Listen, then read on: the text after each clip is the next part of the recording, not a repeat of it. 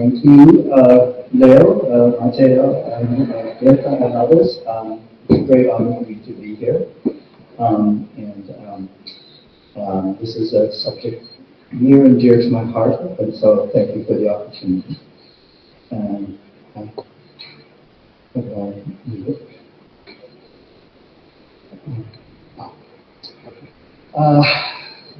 Adesso vorrei fare una dedicazione a mio padre scientifico, Guido.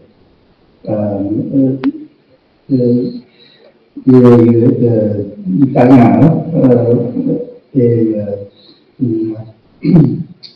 un maestro scientifico, ma anche un gran signor umanità. Adesso in inglese solamente. Grazie. That's about the limit of what I can do. It's interesting that I'm here giving this. I remember when I was a graduate student, I gave a talk in my laboratory about Michelangelo and the Sistine Chapel and how the art changed. And Guido, my boss, said, "Very nice, but never again." So my mission is to inspire where art and science meet, and particularly to outreach the young minds. I will talk about the two cultures of art and science and the divide. I will argue that they are much more alike than they are different. I'll talk a little bit about my own life in SCI-ART. I will talk about art and the environmental costs of minerals extraction, which is the theme of the entire symposium, and my efforts in two programs, Enfold and SCI-ART Nexus. And throughout this, I'll embed this concept of we need a common language between artists and scientists. And what can we all do going forward? Am I speaking loudly and in a good pace? Two cultures. So, before, 100 years ago, there was no divide. Everyone who was educated knew both some art and some science, and we're very happy to talk to each other. In the 1960s, C.P. Snow wrote an article that said the two cultures had begun dividing and was upset by this divide, and if anything, it's grown ever wider. On the right is a picture of the scientist Michael Faraday giving a public lecture, a Christmas lecture, and look at the audience. Many people would come to see these the way you would come to see Taylor Swift. And he would put on the show, talking about the science and how fascinating and wonderful and awe-inspiring it was.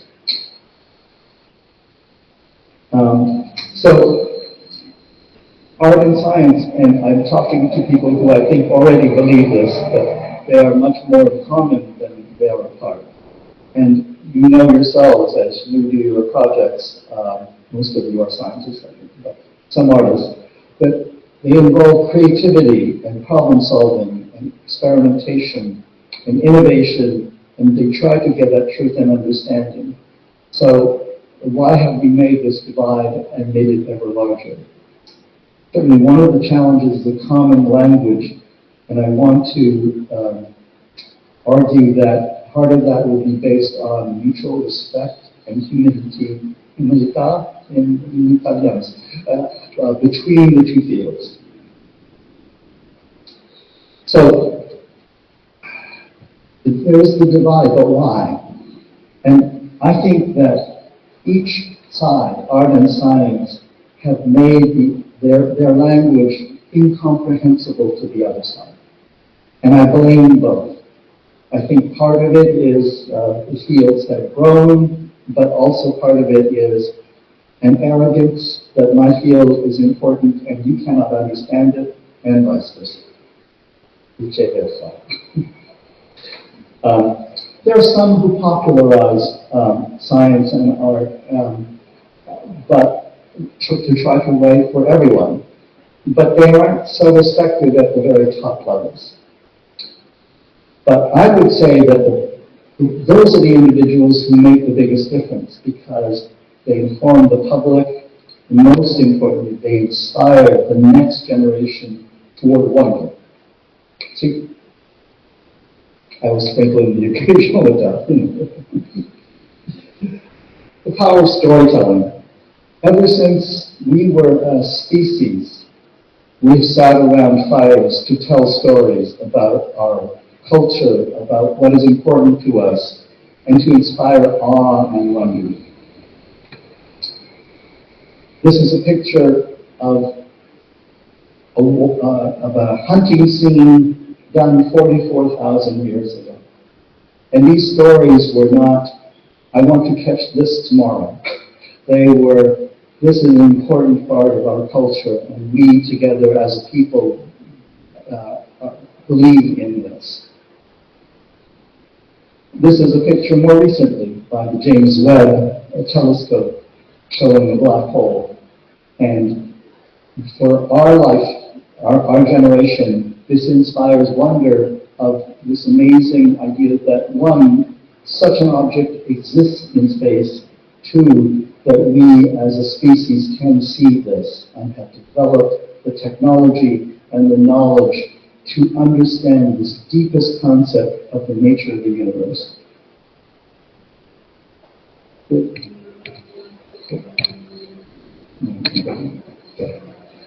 This last picture, I can't see up there, what did I do? Okay, thank you. Is done by a friend of mine, and it is Jeff Lichtman at Harvard, and he can label every neuron in the nervous system and analyze it by electron microscopy and different colored fluorescent molecules labeling different neurons so that he can track every connection to every neuron in a brain. This happens to be 1 cubic millimeter of a mammalian, a mouse brain. He's done the entire fruit fly brain. But this is the beginning of our understanding of how we are conscious. And this is truly awesome and wonderful. Thinking about the common language, Rolf Hoffmann, who I think many of you know by reputation, is both a poet and a chemist, and a man dedicated to speaking the two languages and having them talk to each other. He is a Nobel Prize-winning chemist, and his work on molecular orbital theory inspired me when I was young. But his poetry has inspired many more people who are not in chemistry, but appreciate his sense of awe and wonder of chemistry, but also how he integrates it, how he weaves it into his own life. Some of you may know he was born in Poland during the Second World War and was hidden away as a Jew from the authorities as a child. Escaping there after the war, coming to the United States, becoming a chemist. And he also integrates his own concern for society and the world, and I'm honored to call him my friend. That's Rolf Hoffmann in the picture, but on the right is just one of his poems. And he talks about the theory of scientific method and how we approach it. But it also talks about him thinking about these things over his coffee, and then thinking about his own life and who he talks to and loves and speaks to, and most of all, the end, having the courage to smile. A man who has lived the life he has had and the horrors of his childhood through the successes of his adulthood to now being an older man and counting the days before he's not of this earth. Anyway, a gentle soul and an inspiration. Let me tell you a little bit about me. For 30 years, I worked in art and science, but separately. I had, on the left is the chemistry that I worked on. I developed a way to destroy proteins in living cells using laser light targeted to a specific wavelength and a specific dye that absorbed that light and released free radicals. You can say this to chemists, that killed they killed the protein but not the cell. And then we could look at the behavior of those cells to ask, what did that protein do at that location at that time? On the right is me as an artist. This is a commission by the city of Boston, of a neighborhood in Boston. Its history as seen by a child. So that's me, the size of me compared to the size of the world. But over the last 10 years, I've begun to work at the interface between the two. And this was because a friend of mine, a teacher of mine, asked me what was my unique voice. And my unique voice is that I have a scientist's mind and an artist's eye in the same head.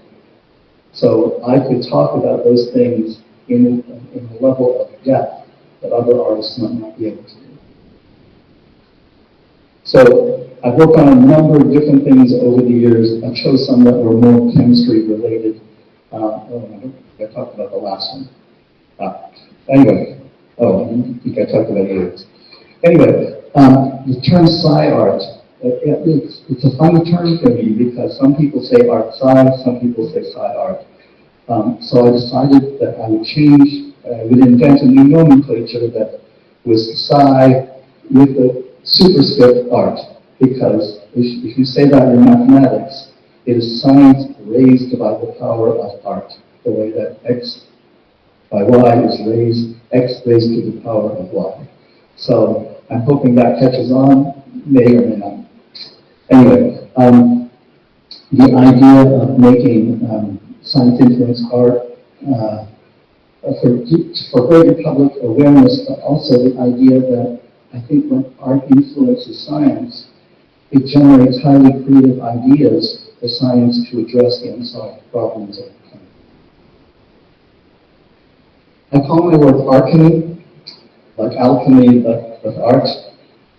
This is a picture of me at a show, and I show this because it shows some of the early art, but to the right of me is a work by Helen Frankenthaler, who's one of my favorite artists. So to be 10 meters away from glory, as I say, was an honor for me. So the first work I'll talk about is the work I did with periodic table. I showed Matteo earlier. In my pocket, I have a periodic table that I've had in my pocket in my wallet since I was 12 years old. So for the chemists in the group, the periodic table is all of a sudden the fact that someone could understand that there were deep laws of nature that we could comprehend. And not only that, it had predictive values. So the periodic table had a couple of holes that later got filled in by the discovery of scandium, and I can't remember the other element.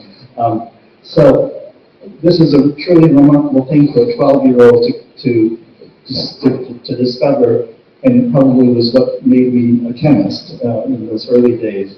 And so for the 150th anniversary of Mendeley's paper, I made a series of artwork using the elements of the periodic table.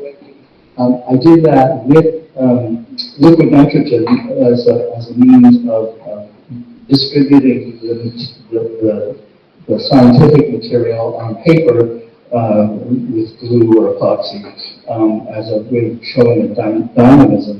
And I don't think I'm going to be able to show that video. I don't. Oh, okay, you got it. Okay. There we go. So this is about yeah, 13 years ago, I would say. That's what we're imagining. This is a fine arts workshop in Provincetown, Massachusetts.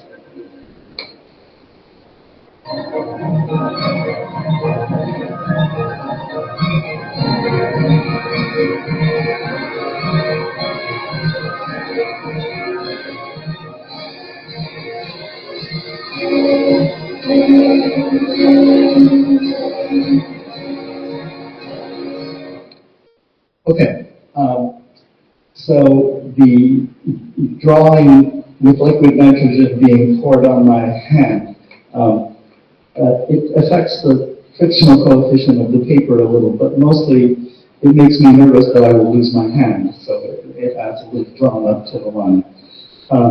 This is made from elements all starting with the letter C, cobalt, copper, calcium, and carbon, and it was the first of this whole series, and that's why I show it. So the periodic table, I explained this a little bit, but this idea that it could all be organized and that there was a rhyme and a reason toward how chemicals, how elements behaved and their properties, and that they fell into these things. It was really, for me, the beginning of it all. Nature can be understood. This is one made with silicon, sulfur, antimony, and tin, so it's all the S elements, and it was made to depict the sea, in English, sea, not matter. Waves are made out of pewter, tin and antimony pewter, sand and pink fiberglass, and pure sulfur embedded into epoxy cut out. So it looks like the sea. This is another one with the B elements, and it's autobiographical. I don't know if you can see the image of what looks like an intestine and a stomach. And so when I was 16, I had a duodenal ulcer and had to drink the barium milkshake, they call it in America. So this is painted with that barium milkshake, but there's also other things, the Pepto-Bismol, I don't know if you know this, it's a pink color. There's shards of borosilicate glass in the duodenum, the area where my ulcer was. One of the advantages of thinking about showing chemistry in this way through art was that it allows me to do outreach to community. This was a show that I had at a museum called Peabody Essex Museum. My favorite part of it was doing a workshop with children, making this very large mural that we later showed out of the same elements, the S elements for the C. And so that was a wonderful opportunity. Magnetic fields, you are all comfortable with magnetic fields, and I know that Leslie Terry had a work about magnetism as part of this show, but this was an opportunity to allow me to make the invisible visible in magnetic fields. And going back to Einstein, with his fascination of how magnets work, is such a critical part of maybe the sense of wonder as children, the first time you saw a magnet work. The bar magnet with the iron filings around to make this wonderful sense of pattern that makes the fields visible. You all know how iron is magnetic, so I won't go through this, but teaching young children this concept was something I could do with this, but then also you could make art with those magnets together to emphasize that. And so there's a very early example and a later one. Some later ones that also involve redox chemistry, so oxidizing those iron filings with potassium ferrocyanide and other things having metallic forms, but then also oxide forms of the various elements in here, and making sort of interesting patterns out of them. In the upper right, during COVID, there was one show of this work which was shut off from people, but it was a big glass area that people could look inside to see the show, even though no one could go in those years. Using the magnetic field art, working with a high school, secondary school in Boston that specializes in arts, we made this large scroll together, let's see, 5 meters long, and the students come from poor backgrounds. They are not very good academic students, but they're very good at art, or visual and performing arts.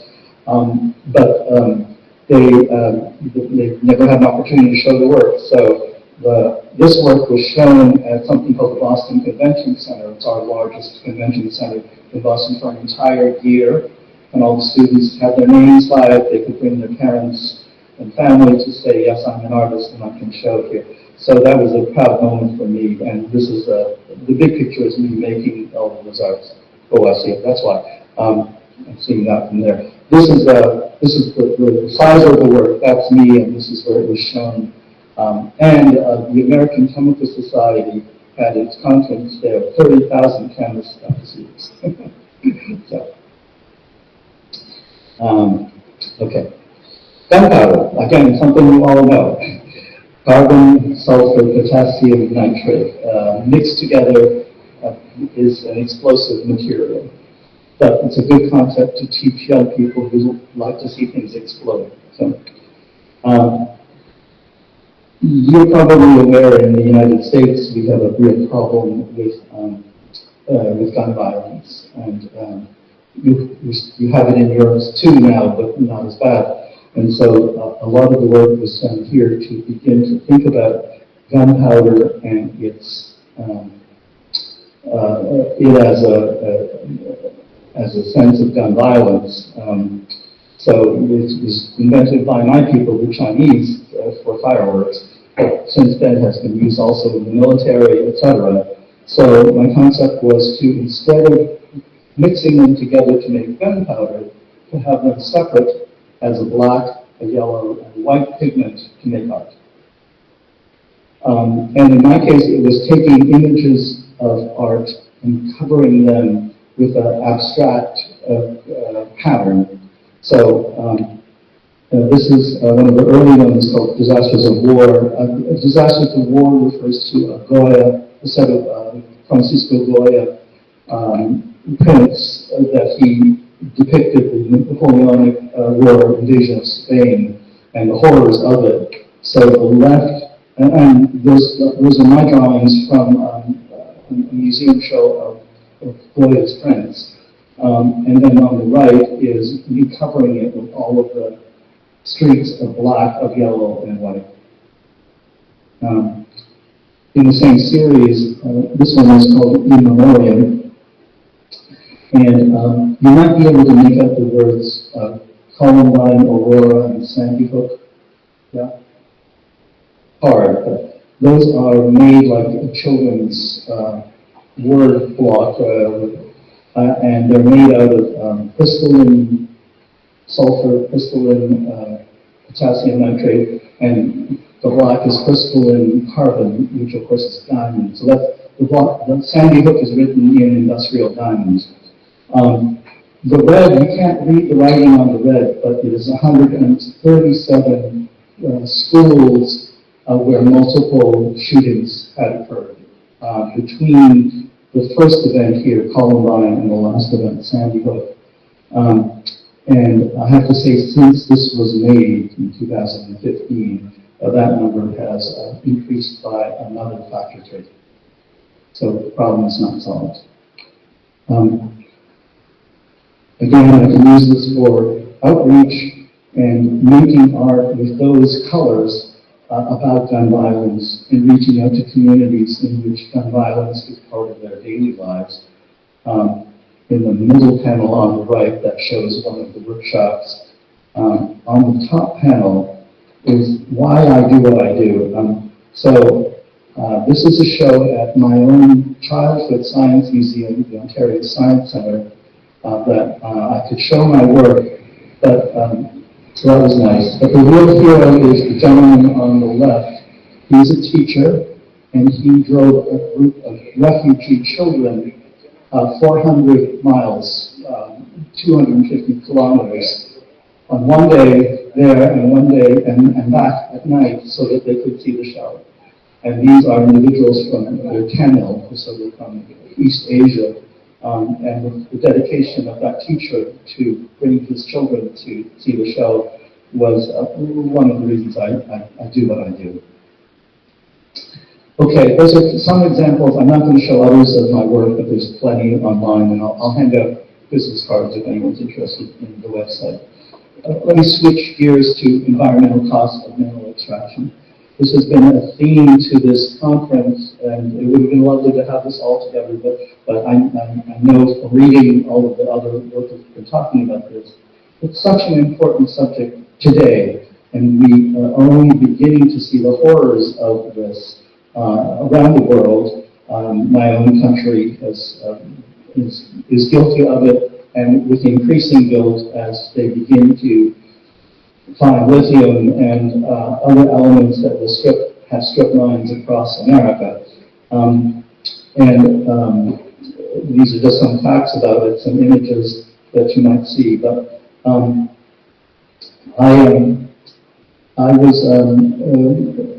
had an art trip to Central Asia, Kyrgyzstan and Uzbekistan, where I could see firsthand some of the damage that was being done. These large open pit mines of that the Chinese, in this case, were devastating this wonderful, pristine areas. I'm going to show these slightly out of order. Let's see, let me go with this one first. So, when I was in Kyrgyzstan, as we were driving through the mountains, the driver got out of the open pit mine and brought me back a piece of coal, this large, half a meter, a third of a meter. It was interesting, and I used it as an art material, the way you would use charcoal or graphite, and made drawings with it. And so on the top, and I was making images of the vanishing culture of Central Asia. So on the top is a puppet store in Samarkand. And that is made not with coal, but that is made with pentagram, so normal art medium. The two on the below are drawn with coal. It's very, very difficult to make a mark. And on the left is some herdsmen in the mountains of Kyrgyzstan. It's called Songhu. And on the right is a silk factory, an old-fashioned silk factory, looms, and in a place called Margoline. And this takes forever to try. These are large drawings. They're, let's see, they're 1.5 meters by, no, they're 1 meter by 3/4 of a meter. It takes forever to draw the ones, and you have a very ghostly-like appearance because they're reflecting the vanishing cultures that are being taken over by all the high-tech changes, all of the devastation of the local landscapes. The back one. So that same coal is incorporated in this piece called Eightfold Path. The little black bits that you see in this are some pieces of the coal. There's also copper, coil, and gold, and germanium, and there are other elements that are part of the high-tech material that they care about. It's drawn like an ancient map. The blue is lapis lazuli, the yellow is sand brought back from Egypt, but also with yellow ochre. The red ribbons are, I bought them in Beijing, and the computer chips, memory chips on the right are from my own computer, but they're meant to look like a high-tech factory. And the term Eightfold Path is a Buddhist term, and I'm using it in a satirical way to make fun of the fact that my ancient Buddhist culture has been taken over by money. So, okay, what can we do going forward? I think each of you have an interest in chem art, in your case, so developing your own practice and cultivating and supporting community. I'm so thrilled that you have this symposium to bring this community together and hope the word can spread. Creating structures that sustain and encourage. You've clearly done that here, and I know it's a challenge, but I think it's important that each of us do this more and more. And that's what I've retired from my academic position to dedicate my life to this, what years I have left. And I think there's a Hebrew term called tikkun olam. It's in the news a little bit lately because of what's happening in Gaza. But it means that we all need to help to restore the world. So as scientists, we have maybe a responsibility to do this. And I quote Ralph Hoffman, he wrote an article about, and I'll quote him directly, Tikkun Olam, the transformation of the world by human beings, more than salvaging, a making of our future consistent with what we are doing. So it's something that we should all hold, however we do it, and know that, related to the theme of this meeting, that there is a growing need and urgency, and for each of us who have some position to make a difference, that we should think about doing that. So what I've been doing with my own, it relates to the idea of creating structures that can sustain and encourage. The first one started about 2 years ago. It was called Unfold Science Art. And I have to acknowledge my sponsors, the Burroughs Wellcome Fund, who's dedicated to pushing ahead the idea of art talking to science. So we had a meeting of 30 people who were thought leaders or some early careers, artists, scientists, to bring together and discuss what are the benefits, what are the challenges, how can art science be sustained, and work toward an art science institute for transformative creativity. And you see a bunch of pictures on the side there. How am I doing for time? How am I for time? Okay. So let me show you a video of this. And if I could have you do the video again. I feel there is a community. It is always there, but it wasn't easy for it.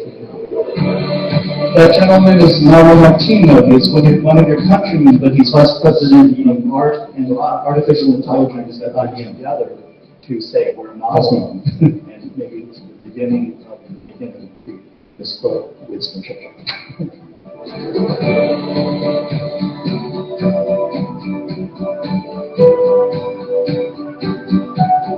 This gentleman is a concert pianist and astrophysicist. Emotion of art into science She made that in a way that makes the impossible possible. Art has so much more to offer science than we traditionally tend to think about. Going through between the fast growth and the slow growth, thinking that in a garden you don't have to choose. You know, you could have a part of the garden. Gentleman on the right is the director of the MIT Museum.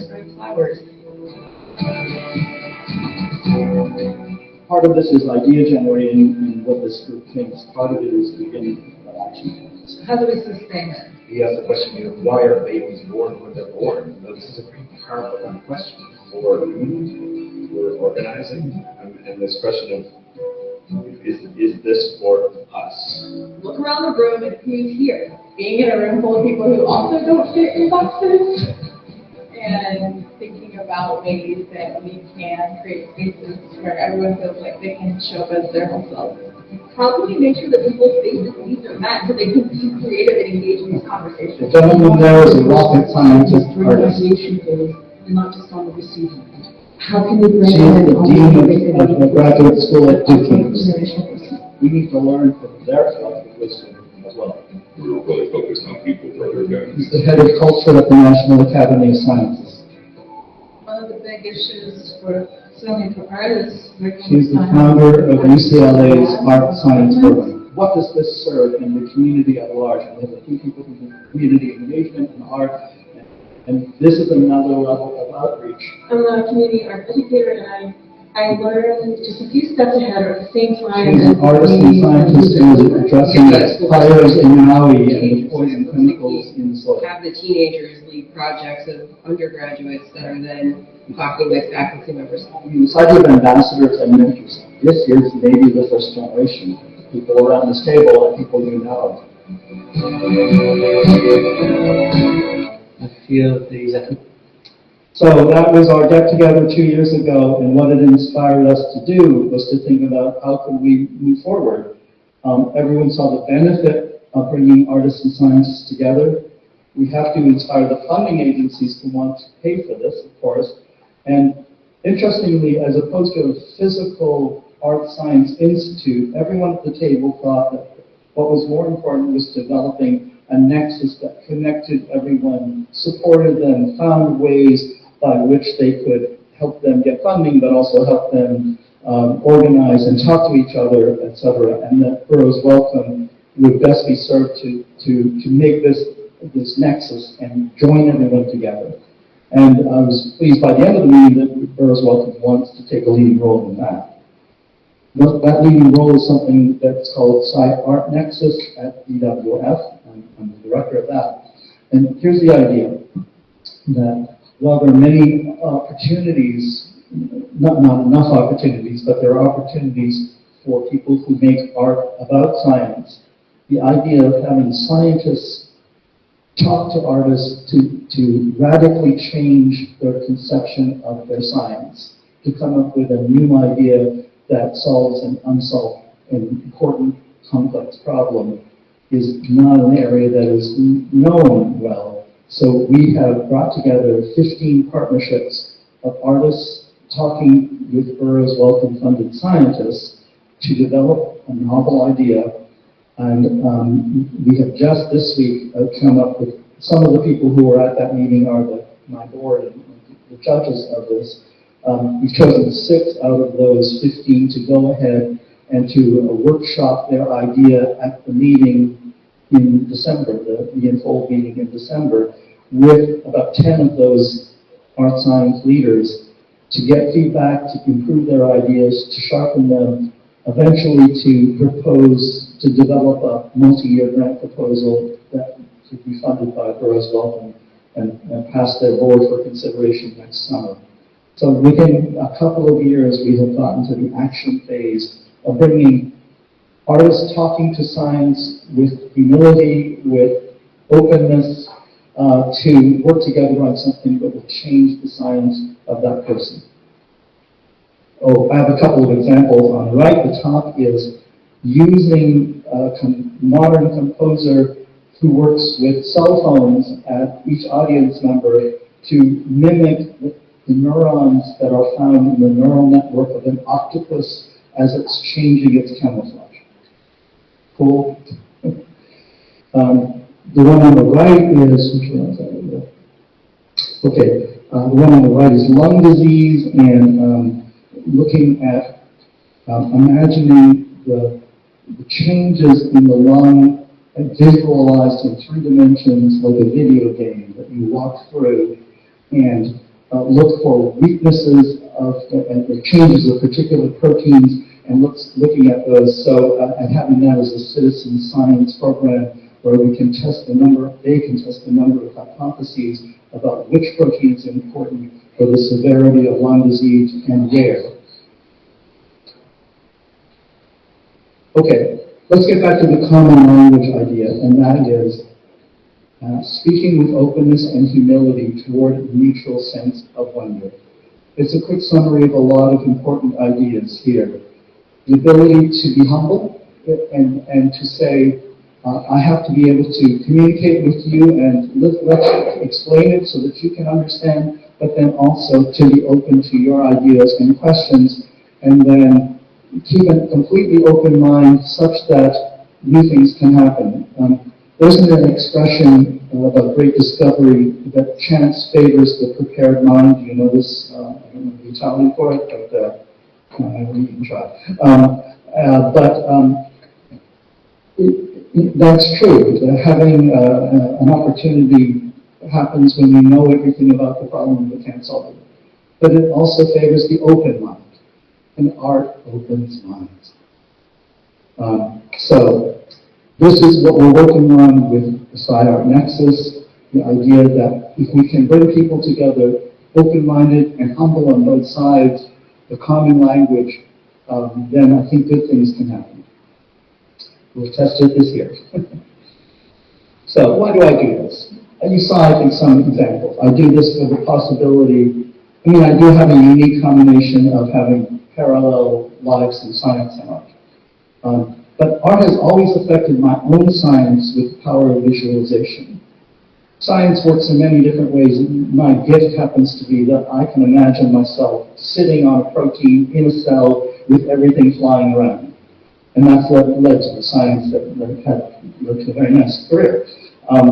So I think that I've been called a unicorn, this term that's so different. But I think each of us have a unicorn in us. We're not asked to cultivate it, but finding ways that we can, I think, are really important. And this, to me, I think, is the critical new way that we should think in the 21st century. Getting away from the two cultures idea of C.P. Snow from the 1960s, and finding that good ideas, impactful ideas will come when the two sides can talk again together. Okay. Why might you think about doing it? Because we need you, the young people particularly, to be the conduit, the bridge. And I think you have a wonderful opportunity because you are exposed to your science, but also on the internet you can get anything. Not just pictures of cats, but also, not to blame cats, but also if you wanted to get all of the symphonies of Mozart or all the art done by Luca Fontana, as an example. You can access that. So the ability to think in this radically horizontal way is open to your generation. And to be ambassadors for that, to open the conversation with others, that, to inspire your counterpart to understanding, and to do that with this common language we're talking about. So, towards something truly beautiful and complex. I think once you have the meeting of minds that way, and the patience to do it, the openness to do it, the humility to do it, something truly beautiful and complex can emerge. So what extraordinary work can flow from that? And so mostly just have fun. I think it's fun to do this. I've always felt that. I'm going to close with a couple of quotes. The ones from Einstein is, the best scientists are also artists. I think he thought that from a number of different ways, but I think he saw the greatest edges of science in investigating the unknown, understanding the unknown. There is an art to it. And Abraham Heschel, the beginning of awe is wonder, and the beginning of wisdom is awe. So I'll close with that, and I will take questions, but I'm very much looking forward to the presentation by that day. Thank you very much.